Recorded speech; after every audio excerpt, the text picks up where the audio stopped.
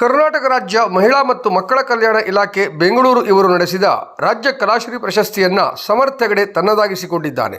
ಸೃಜನಾತ್ಮಕ ಕಲಾ ಪ್ರದರ್ಶನದಲ್ಲಿ ತಬಲಾ ವಾದನದಲ್ಲಿ ರಾಜ್ಯಕ್ಕೆ ತೃತೀಯ ಸ್ಥಾನ ಪಡೆದಿದ್ದಾನೆ. ಹೊನ್ನಾವರ ಕಪ್ಪೆಕೆರೆಯ ಎನ್.ಜಿ. ಹೆಗಡೆ ಮತ್ತು ಶ್ರೀಮತಿ ವಿದ್ಯಾ ದಂಪತಿಗಳ ಮಗನಾಗಿದ್ದಾನೆ. ಈತ ಶ್ರೀ ಭಾರತಿ ಆಂಗ್ಲ ಮಾಧ್ಯಮ ಶಾಲೆ ಕೌಲಕ್ಕಿಯಲ್ಲಿ 7ನೇ ತರಗತಿಯಲ್ಲಿ ಓದುತ್ತಿದ್ದಾನೆ. ಜೊತೆಯಲ್ಲಿ ರಾಗಶ್ರೀ ಸಂಗೀತ ವಿದ್ಯಾಲಯ ಹಡಿರ್ಮಾಳದಲ್ಲಿ ತಬಲಾ ಅಭ್ಯಾಸ ಮಾಡುತ್ತಿದ್ದು, ಈ ವಿದ್ಯಾಲಯದ ಸಾಧನೆಗಳಲ್ಲಿ ಇದು ಇನ್ನೊಂದು ಮೈಲಿಗಲ್ಲಾಗಿದೆ.